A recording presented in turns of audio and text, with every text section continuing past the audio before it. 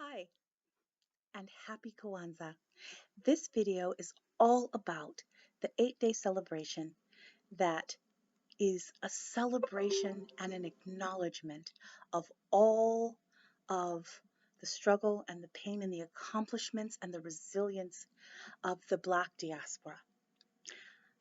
There is an amazing article that I found by the founder of Kwanzaa, Dr. Maulanga Karenga, who in his website, and I'll post the link down, had an amazing Founders Day message, Kwanzaa and the Well-Being of the World, Living and Uplifting the Seven Principles.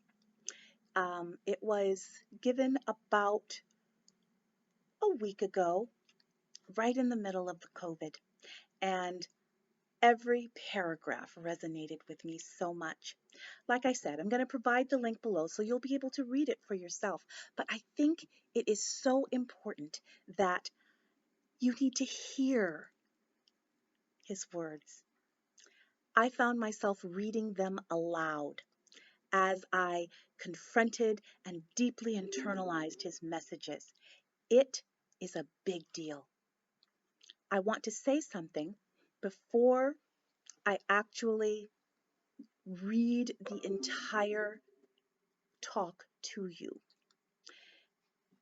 And that is something that we talked about before, in the sense that the lipstick is not for you. I think it's important to remember that even though we can glean things from heritages that are not our own, from faith traditions that are not our own, like some of us did with the Hanukkah series, it is important to remember not just what the writer or the speaker is saying, but who the writer or the speaker is speaking to. This is a big deal because it's really easy sometimes to minimize or spiritualize or overgeneralize in the service to a sense of universality. We are all one people and everyone is listening to the same thing and taking the same thing of it or from it.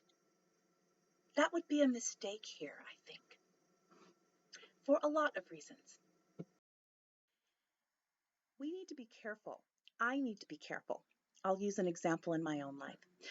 When I was researching the Hanukkah series and confronting the words of Sarah Hurwitz, I found myself wanting to place my own tradition, my own history, my own schemas into what she was saying. There were times when I was very successful at doing that, and then I stopped. These words were not written for me. The words written for the Hanukkah series by Ms. Hurwitz were written to fellow Jews. And while I could glean quite a bit of it, and it resonated with me deeply, I knew that those words were not for me. So I approached those words with a deep sense of humility.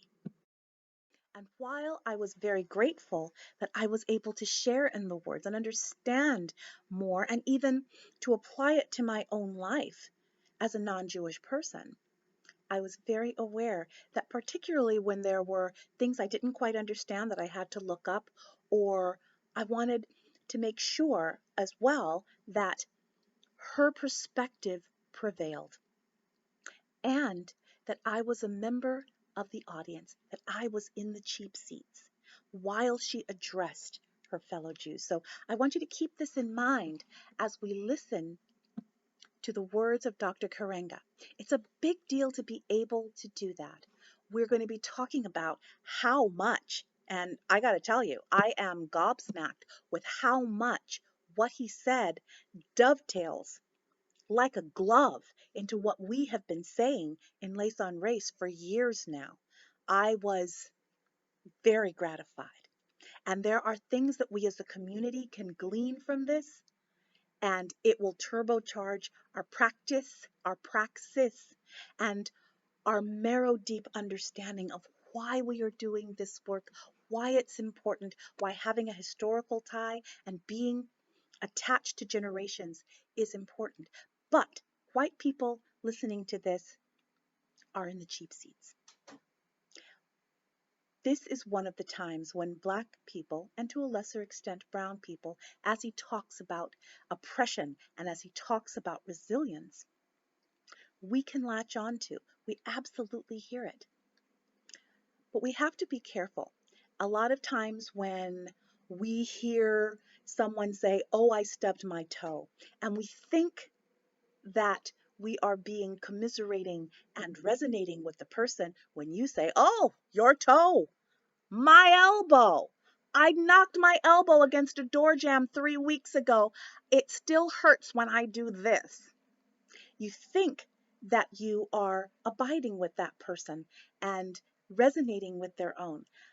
What it can feel like is that your experience trumps their experience. And so when we are looking at posts and words of people who are aiming towards a audience that is not you, that we know that.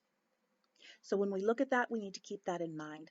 I'm not sure who it was that actually said it, either Toni Morrison or Alice Walker, who was very, very plain about the fact that her novels were not for white people, even though white people bought them. She was speaking to a very, very specific audience. And it wasn't just about whether or not you caught all the references or caught all the metaphors or understood the rhythms of the language. It was because when we are talking about oppression and a person who is not oppressed says, "Me too," and gives what they feel is a concomitant, but in fact is a lesser example, and it resonates with it there, it can serve to lower or to minimize or even erase what the author or speaker is saying. Your toe, my elbow. Well, this guy is in a cast and you just have to rub your elbow every time you do this. It's not the same. It's not the same. But that doesn't mean we can't glean from it. You can glean a lot from the cheap seats, but what you cannot do is co-opt or appropriate who the writer is speaking to. Oh, it feels like he's speaking to me. Well, in this case, he kind of isn't. And one of the things that you are going to have to confront as you confront the words is the fact that when he talks about oppression, he's not talking about your oppression. He's talking about the oppression that either you perpetuated or that was perpetuated on your behalf. When he talks about resilience, he's not talking about your resilience and overcoming. He's talking about the resilience exhibited by a people who overcame, again, what you perpetuated or what was perpetuated in your name. That gives a different angle. For our walkers and listeners of color, though, it's a different encouragement and a different admonition he is speaking to us. And that means we have to take his words to heart. One of the things that I plan on doing in 2021 is to get people of color as involved with as much skin in the game as their white counterparts here in the space of Lace on Race. And I think that Doctor's words will be able to really, really help us with that if we allow it to. So without further ado, I'm going to read the message. He is going to be giving all of his principles, the 7 principles of Kwanzaa, and for the most part, I am going to allow them to take sway. But there are some things that are very easily translated into our space. And I want to be sure that as they translate, that we hear the resonance and how it's distinctly applicable to the community of Lace on Race. I am excited. Let's go. The words of Dr. Malanga Karenga, Kwanzaa and the Well-Being of the World, Living and Uplifting the 7 Principles. Haraiza Kwanzaa. Happy Kwanzaa to African people everywhere throughout the global African community. We bring you Kwanzaa greetings of celebration, solidarity, and continuing struggle for good in the world. Kwanzaa is a special season and celebration of our sacred and expansive selves as African people. It is a unique Pan-African time of remembrance, reflection, reaffirmation, and recommitment. It is a special and unique time to remember and honor our ancestors, to reflect on what it means to be African and human in the most expansive and meaningful sense, and to reaffirm the sacred beauty and goodness of ourselves and the righteousness of our relentless struggle, to be ourselves and to free ourselves and contribute to an ever-expanding realm of freedom, justice, and caring in the world. And Kwanzaa is a special and unique time and Pan-African space to recommit ourselves to our highest values that teach us to live our lives, do our work, and wage our struggles in dignity, affirming, life-enhancing, and world-preserving ways as we continue forward on the upward paths of our honored ancestors.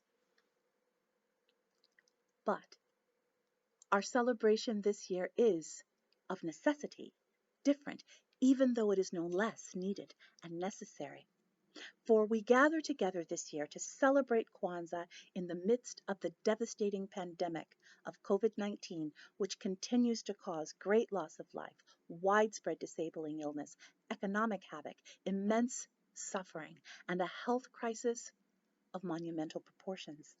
The infections and the deadly nature of the disease has compelled us to practice physical distancing, to limit face-to-face contact everywhere, and this has taken a heavy toll on us as persons and as a people.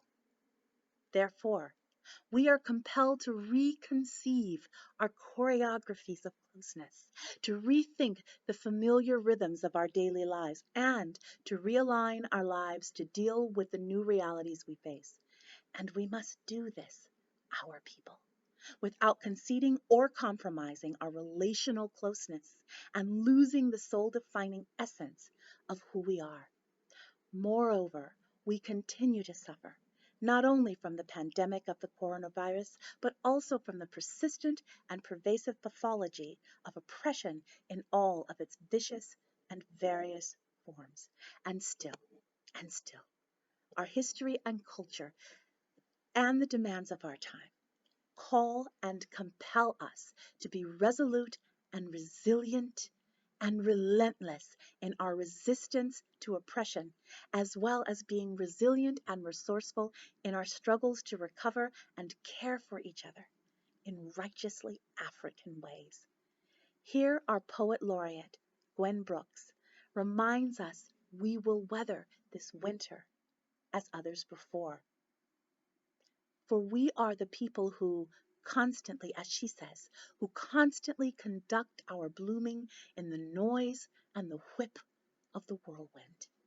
We who have survived the Holocaust of enslavement, colonialism, imperialism, and numerous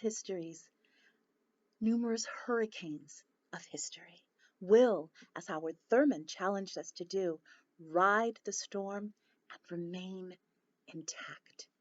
For as Nanny Burroughs reassured us as a people, we specialize in the wholly impossible. The conception and practice of Kwanzaa is rooted in both ancient African harvest celebrations and in the Black freedom movement, and thus it calls for and urges an active and ongoing commitment to African and human good and the well-being of the world. This year's annual theme is Kwanzaa and the well-being of the world, living and uplifting the seven principles.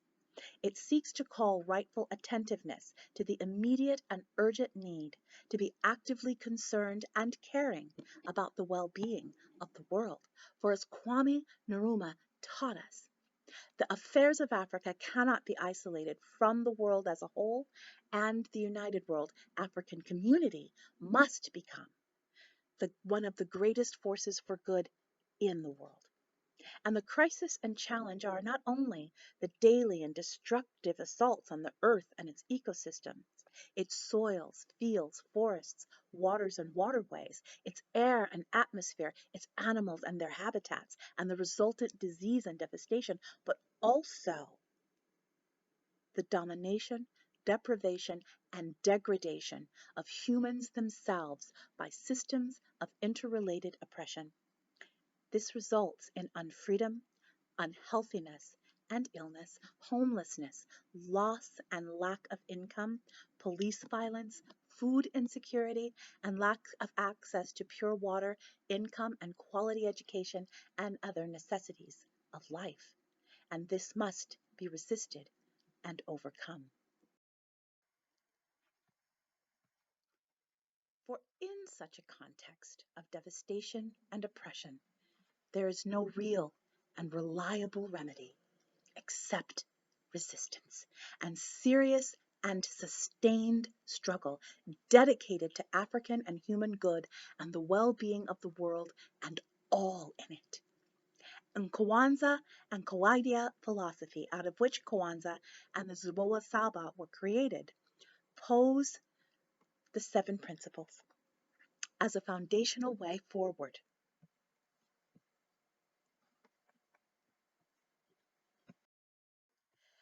As a foundational way forward in this awesome and urgent challenge to each and all of us. Indeed, the seven principles offer us an African value system that provides morally grounded guidance for our lives and living. They serve as a mirror and measure of our living up to our most highest and most beneficial values.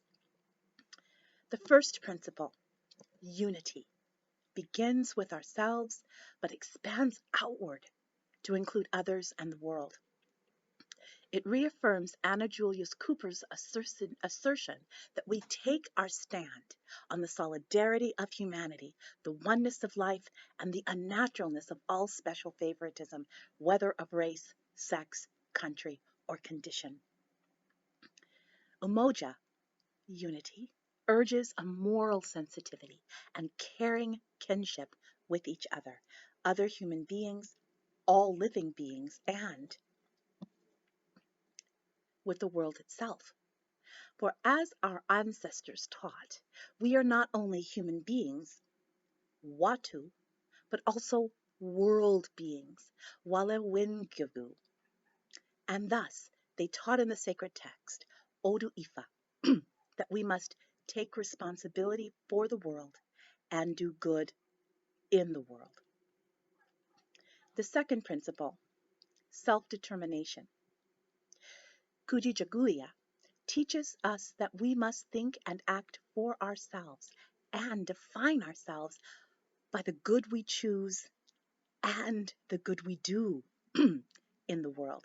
It speaks to our right and to our responsibility to be ourselves and free ourselves and make our own unique contribution to the radical reimagining and remaking of our societies and the world.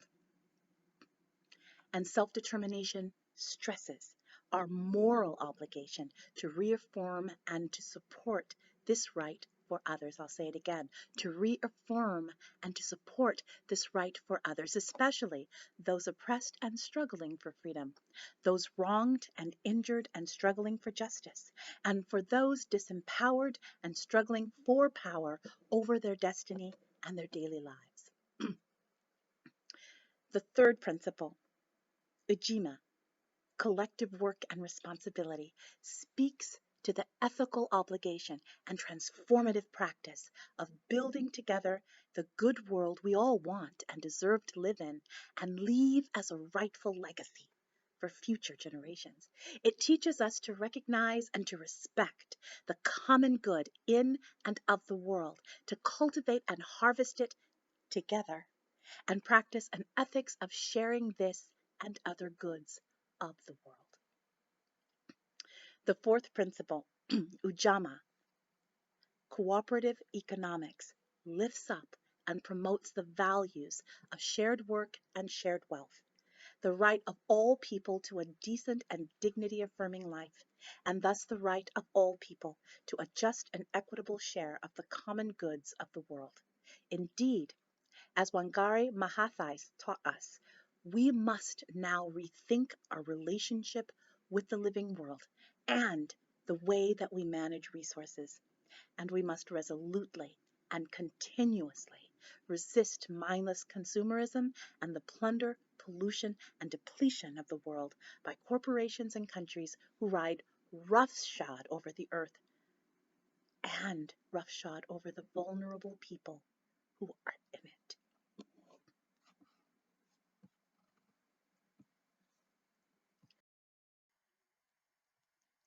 The fifth principle, Nia, which is purpose, teaches us the collective vocation of constantly building and developing the capacity of our people to be ourselves and to free ourselves, to pursue an expansive good and come into the fullness of ourselves.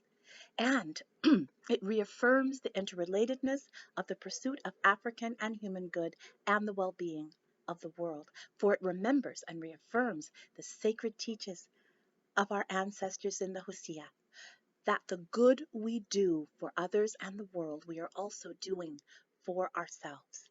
For we are building the moral community and the good world we all want and deserve to live in. The sixth principle, creativity, uplifts and promotes the practice of the ancient African ethical principle of Seruj Ta, the moral obligation to repair, renew, and remake the world, making it more beneficial and beautiful than when we inherited it. And it interprets this as both a social and an environmental practice. For oppression is damaging and destructive to us and to others, as well as to the world. And as a moral and social vanguard, we must see ourselves in our ultimate agency as injured physicians who will heal, repair, renew, and remake ourselves in the process and practice of repairing, renewing, and remaking the world. For as Mary McLeod Bethune taught us, she said, our task is to remake the world.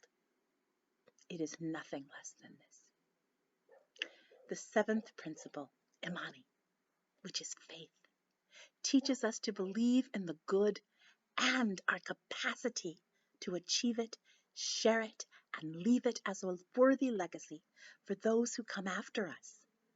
Let us have faith, then, in the sacred teachings of our ancestors who say to us across millennia, let's do things with joy, for surely humans have been divinely chosen to bring good into the world, and this is the fundamental mission and meaning of human life. Thus, chosen by history and heaven to constantly strive to bring good into the world, we must audaciously and ceaselessly dare to do so.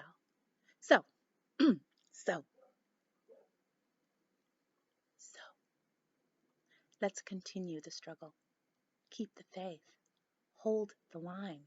Love and respect our people and each other. Seek and speak truth. Do and demand justice. Be constantly concerned with the well-being of the world and for every person who lives in it. And dare help rebuild the overarching movement that prefigures and makes possible the good world we all want and deserve to live in and leave as a legacy worthy of the name and the history, African. These are the words of Dr. Malana Karenga, Professor and Chair of Africana Studies, California State University, Long Beach, Executive Director, African American Cultural Center, creator of Kwanzaa, and author of Kwanzaa, A Celebration of Family, Community, and Culture, and Essays on Struggle, Position, and Analysis.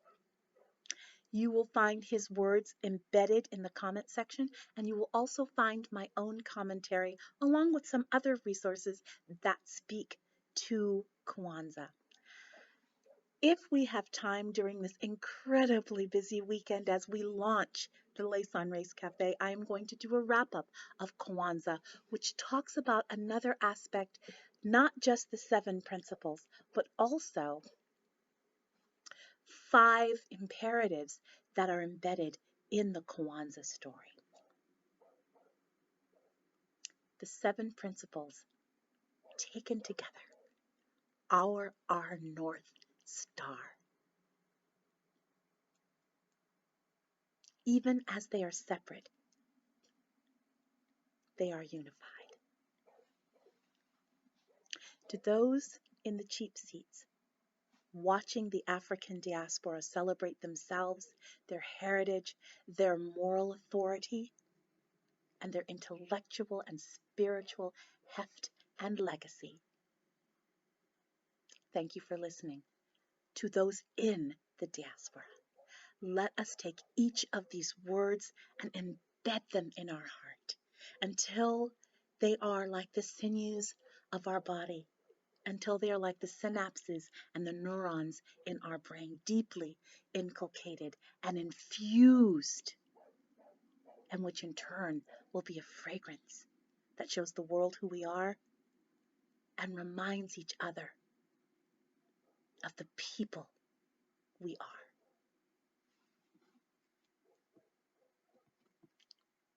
Happy Kwanzaa.